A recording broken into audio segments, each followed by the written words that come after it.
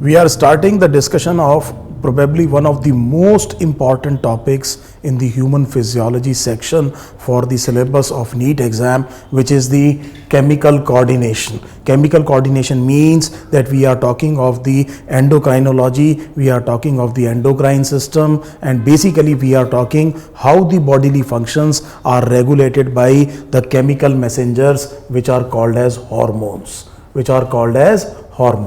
सो हम एक बहुत इंपॉर्टेंट टॉपिक बेटा कर रहे हैं. मैं ये चाहूँगा कि this topic requires a little bit of insight, this requires lot of channelisation of thoughts. तो मैं ये चाहूँगा कि आप इस चीज़ को समझने की कोशिश कीजिए और देखिए कि कैसे एक चीज़ से दूसरी चीज़ को मैं इन्फर कर रहा हूँ और किस तरह से ये पूरी बॉडी एक कॉम्प्लेक्स सिस्टम की तरह एक दूसरे से रिलेटेड है. So please understand this topic very carefully.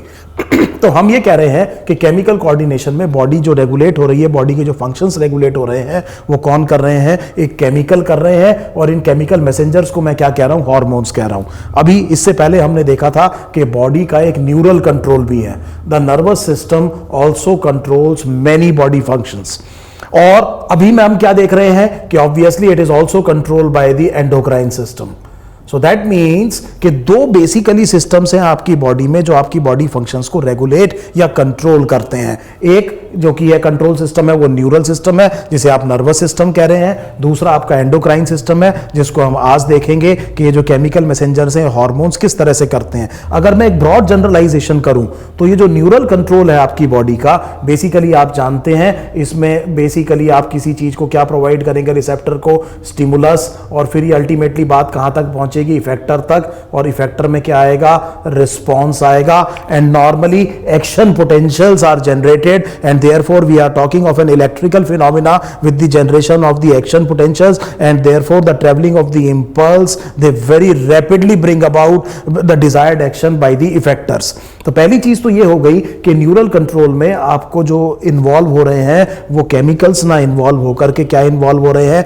Electrical signals involve हो रहे हैं. और नंबर दो, मैंने ये कहा कि जनरली अगर आप देखेंगे तो आपकी जो रैपिड एक्टिविटीज है बॉडी की वो न्यूरल सिस्टम कंट्रोल कर रहा है. So that means nervous system is basically involved in the regulation of the rapid activity. Say for example muscle contractions. तो ये जो muscle contractions है ये basically कौन कंट्रोल कर रहा है? नर्वस टिश्यू कर रहा है. तो बॉडी में जो भी एक्शंस फास्ट होने हैं, जल्दी होने हैं, उन एक्शंस को जनरली कौन कर रहा है? रेगुलेट नर्वस सिस्टम कर रहा है. ऑन दी अदर हैंड अगर मैं एंडोक्राइन सिस्टम को देखूं तो मुझे पता है कि यहां पर जो चीज इन्वॉल्व है that is actually a chemical, और इस केमिकल मैसेंजर को अभी हमने क्या कहा है? हार्मोन कहा है. तो इलेक्ट्रिकल चीज इन्वॉल्व होने के बजाय यहां पर क्या इन्वॉल्व है? Chemical. And number two, generally. So the mind the word generally जो स्लो सस्टेन्ड एक्टिविटीज हैं वो आपका एंडोक्राइन सिस्टम रेगुलेट करता है. So please understand the basic difference between the regulation of the body functions by the neural system and by the endocrine system. Obviously there will be some exceptions, लेकिन मैं general बात कर रहा हूं. So slow sustained activities जैसे growth, metabolism, ये सारी चीजें ज्यादातर हम एक्सपेक्ट करते हैं कौन कंट्रोल कर रहा होगा? Endocrine system. रैपिड एक्टिविटीज जैसे मसल कॉन्ट्रैक्शन, ये कौन कर रहा होगा? आपका न्यूरल सिस्टम. रिफ्लेक्सेस कहां कंट्रोल हो रहे होंगे? न्यूरल सिस्टम पे. एकदम जो आप ये जितने भी रैपिड एक्टिविटीज हैं ये कहां पर आनी है? न्यूरल सिस्टम पे. अब मैं ये कह रहा हूं कि there is an amalgamation of the two. इसका मतलब ये हुआ कि बॉडी का एक न्यूरो एंडोक्राइन कंट्रोल है. न्यूरो एंडोक्राइन कंट्रोल का मतलब मैं ये कहना चाह रहा हूं कि हो ये रहा है कि नर्वस सिस्टम और एंडोक्राइन सिस्टम मिलकर के बॉडी के फंक्शन को क्या कर रहे हैं? Control. There are some neuro endocrine cells. These cells they are basically a part of the nervous system but somehow are stimulating और are actually releasing hormones themselves. So these hormones will be called as the neuro hormones. तो इसका मतलब कुछ nervous tissue भी क्या बना रहा है? हार्मोन्स बना रहा है. और राइट एट द आउटसेट मैं आपको एक बात बताता हूं कि आपने लोअर क्लासेस में पढ़ा होगा कि जो एंटीरियर पिट्यूटरी एंडोक्राइन ग्लैंड है इसको मास्टर एंडोक्राइन ग्लैंड कहते हैं.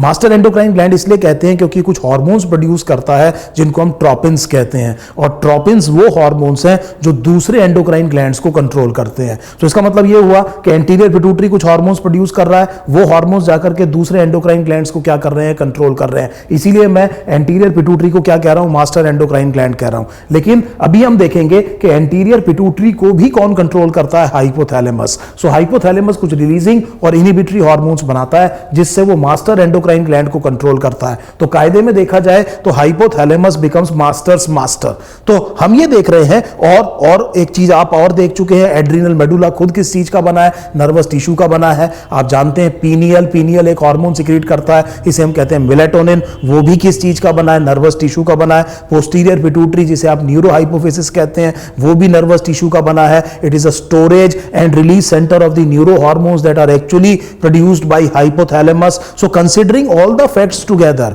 सो when we look at the nervous system and the endocrine system controlling the body functions, we know that both are actually influencing each other. Nervous system से influence होता है endocrine system in turn influence होता है किससे? nervous input से। So इसका मतलब कुछ हार्मोन्स का इफेक्ट किस पर होगा? न्यूरॉन्स पर होगा, और वो उनके फंक्शंस को क्या करेगा? उनके फंक्शंस को मॉडरेट करेगा या रेगुलेट करेगा। सिमिलरली नर्वस इनपुट, जो नर्वस सिग्नल्स के इनपुट्स हैं, वो केमिकल मैसेंजर्स को क्या करेंगे? मॉड्यूलेट करेंगे। So please understand, nervous system is influenced by the endocrine system, in turn the endocrine system is influenced by the nervous system, but please understand the highest seat of coordination will always be the brain. जैसा मैंने आपको बताया कि जो master endocrine gland है anterior pituitary, उसका भी master कौन है? हाइपोथैलेमस। कुछ मैंने एंडोक्राइन ग्लैंड्स के नाम बताए जो कि बने ही हैं किसके? नर्वस टिश्यू के। सो अब हम ये समझ गए कि हालांकि बॉडी में 2 कंट्रोल सेंटर है, लेकिन हाईएस्ट सीट ऑफ कोऑर्डिनेशन अभी भी किसके पास आएगी? ब्रेन के पास आएगी। So brain still is the master actually. So that means though they are influencing each other, there is a broad generalization of the distribution of the functions between the two, but because they are influencing each other and the brain being the highest seat of control of the body, so we must put the neuroendocrine control of your body in the right perspective. तो मेरे ख्याल से आपको यह बात समझ में आ गई है कि ये न्यूरल कंट्रोल और एंडोक्राइन कंट्रोल आपस में किस तरह से विज एक दूसरे के किस तरह से इनको दे shape up according to one another. So आगे हम बात करते हैं, now we will begin with the definition of the hormone. तो हम जानते हैं कि हम जो चैप्टर पढ़ रहे हैं ये एंडोक्राइन सिस्टम है, केमिकल कोऑर्डिनेशन है, और इसमें जो चीज रिलीज होनी है उसे हार्मोन है, हार्मोन कहते हैं। तो मुझे सबसे पहले ये समझ लेना चाहिए कि ये हार्मोन एक्चुअली है क्या। So what exactly is a hormone? Now please understand, hormone is a chemical messenger. Hormone एक केमिकल मैसेंजर है। सो पहली तो चीज आपको यह समझ में आ गई कि हार्मोन, एक तो आपको इसका नेचर समझ में आ गया, it is a chemical. Number 2, दूसरा आपको इसका नेचर समझ में आ गया कि ये मैसेंजर है। इसका मतलब ये एक जगह से दूसरी जगह पर मैसेज को लेके जाएगा और इस मैसेज की वजह से डिजायर्ड एक्शन होगा। So that means hormone is a chemical messenger. Number 2, it is produced by a group of cells. It is produced by a group of cells. कुछ सेल्स इसको सिक्रीट करेंगे and it will act on the cells, another group of cells which is normally located distantly.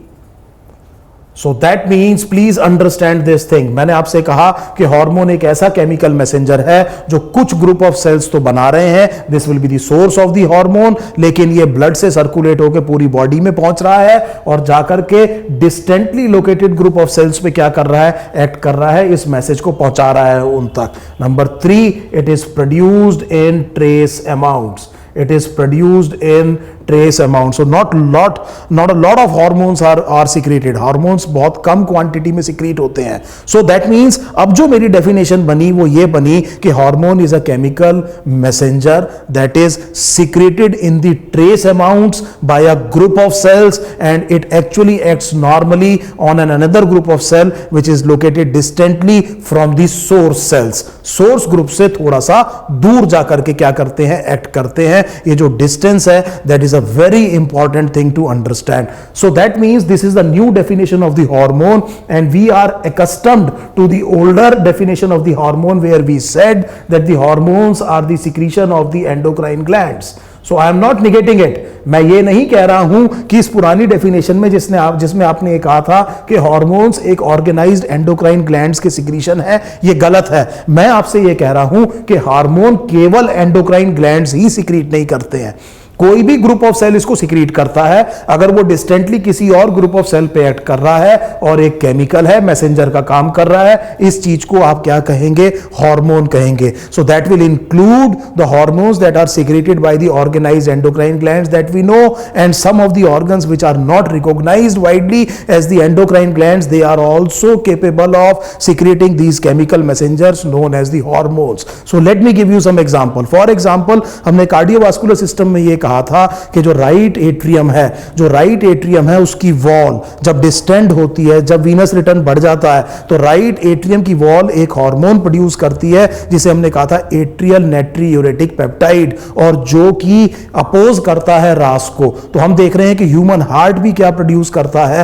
Hormone produce करता है। जिस time पर मैं आपको skeletal system बता रहा था, तब भी मैंने आपसे कहा था कि आपके स्केलेटल सिस्टम में भी एंडोक्राइन फंक्शन है, और हमने एक हार्मोन देखा था जिस हार्मोन को हमने कहा था लेप्टिन, और उसमें भी हमने ये कहा था कि ये हार्मोन ब्लड ग्लूकोज को क्या करता है? रेगुलेट करता है। सो वी नो ऑस्टियोकैल्सिन, हमने कहा था ऑस्टियोकैल्सिन जो कि ब्लड ग्लूकोज लेवल को क्या करता है? रेगुलेट करता है। हमने जब किडनी पढ़ी थी तो मैंने किडनी के फंक्शंस में आपको बताया था कि किडनी एक पेप्टाइड हार्मोन प्रोड्यूस करता है, और इस पेप्टाइड हार्मोन को हम कहते थे इरिथ्रोपोएटिन, जो कि बोन मैरो को क्या करता है? स्टिमुलेट, ताकि इरिथ्रोपोएसिस फास्ट हो सके। सो किडनी भी क्या प्रोड्यूस कर रहा है? हार्मोन। जीआईटी भी क्या प्रोड्यूस करता है? Hormone. Cholecystokinin, secretin, gastrin, gastric inhibitory peptide, these all hormones are actually secreted by the gastrointestinal tract. So first and foremost we must understand the new definition of the hormone. Any group of cell producing a chemical messenger, traveling by blood, reaching a target organ. Target organ is normally located distantly from the source cell. This is very important concept about hormone, and they are normally secreted in the trace amounts. So I hope this new definition at the onset is absolutely clear to every student who is watching this. Number 2, अब हम ये देखना चाहते हैं कि आपकी body के कौन से मेजर एंडोक्राइन ग्लैंड्स हैं। हम जो है इसको एक हार्मोन से एक हम पिक्चर से देखना चाहते हैं। मैं आपको एक डायग्राम दिखाता हूं, तो अगर आप बड़े ध्यान से देखें तो सबसे ऊपर ब्रेन में आपको जो हार्मोन दिखाई दे रहा है उसे हम कहते हैं हाइपोथैलेमस। सो हाइपोथैलेमस जो एंडोक्राइन ग्लैंड तो नहीं है, it is a part of the brain, लेकिन आप जानते हैं कि हाइपोथैलेमस का बहुत इंपॉर्टेंट एंडोक्राइन फंक्शन होता है, ये कुछ न्यूरो हार्मोन्स बनाएगा। उसके नीचे जो इस डायग्राम में आप देख रहे हैं पीनियल भी ब्रेन में लोकेटेड है, और पीनियल जो हार्मोन बनाएगा उसे हम कहेंगे मेलेटोनिन। उसके नीचे आप देख रहे हैं पिट्यूटरी जिसको इस डायग्राम में लिखा है हाइपोफिसिस। इसके दो पार्ट्स होंगे ह्यूमन बीइंग्स में जो फंक्शनल है, एंटीरियर एंड पोस्टीरियर पिट्यूटरी, एक एडिनो हाइपोफिसिस और एक neuro hypophysis. A large number of hormones will be produced by this structure. और उसके नीचे आप देख रहे हैं थायराइड 3 हार्मोन्स बनाएगा, T3, T4 एंड थायरोकैल्सिटोनिन। और थायराइड के पोस्टीरियर सरफेस पे जो है एंडोक्राइन ग्लैंड है उसे हम कहते हैं पैराथायराइड। ये भी एक हार्मोन बनाता है जिसको हम पैराथायराइड हार्मोन कहते हैं। उसके नीचे हम जब कार्डियोवास्कुलर सिस्टम कर रहे थे तो मैंने आपसे कहा था स्टर्नम के पीछे, लेकिन हार्ट के वेंट्रल सरफेस पे एक ऑर्गेनाइज्ड एंडोक्राइन ग्लैंड है, इसे हम कहते हैं थाइमस। थाइमस बहुत इंपॉर्टेंट रोल प्ले करता है इम्यूनिटी में, और आप जानते हैं एज के साथ ये क्या करता है? रिग्रेस करता है। किडनी के सुपीरियर पोल पे हमने कट सेक्शन ऑफ किडनी में देखा था, उसके नीचे आए तो सुप्रा रीनल्स या एड्रिनल्स हैं, और एड्रिनल के 2 पार्ट होते हैं, एड्रिनल मेडुला जो कि सिंपैथेटिक नर्वस सिस्टम के साथ में फंक्शनली एसोसिएटेड है, और एड्रिनल कॉर्टेक्स जो कि स्टीरॉयड हार्मोन्स बनाएगा। उसके नीचे आप ड्यूडनम के सी शेप्ड स्ट्रक्चर के बीच में येलो कलर में जो ग्लैंड देख रहे हैं उसे हम कहते हैं पैंक्रियास। पैंक्रियास हम देख चुके हैं, एक मिक्स्ड ग्लैंड है। इसका जो एक्सोक्राइन पार्ट है उसे पैंक्रियाटिक एसिनाई कहा जाता है, जो कि डाइजेस्टिव एंजाइम्स बनाता है। लेकिन एंडोक्राइन पार्ट को आप कहते हैं आइलेट्स ऑफ लैंगरहैंस। ये 2 बहुत इंपॉर्टेंट हार्मोन्स बनाएगा, एक इंसुलिन और एक ग्लूकागन। और उसके नीचे आप आ रहे हैं तो वो गोनैड्स है। मेल में testis that will produce the androgen, the main androgen will be testosterone, and female में ovary that will be producing oestrogen and progesterone. So मेरे ख्याल से हमें यह समझ में आ गया है कि वो कौन से ऑर्गेनाइज्ड एंडोक्राइन ग्लैंड्स हैं। तो हम जब वापस आएंगे तो ये सारे के सारे ऑर्गेनाइज्ड ग्लैंड्स के बारे में पढ़ेंगे। हम ये देखेंगे कि इनके सिक्रीशंस क्या हैं, उनके फंक्शंस क्या हैं, उनकी डेफिशिएंसी से क्या होता है, और किस तरह से इन एंडोक्राइन डिसऑर्डर्स को हम रेगुलेट करते हैं। Thank you.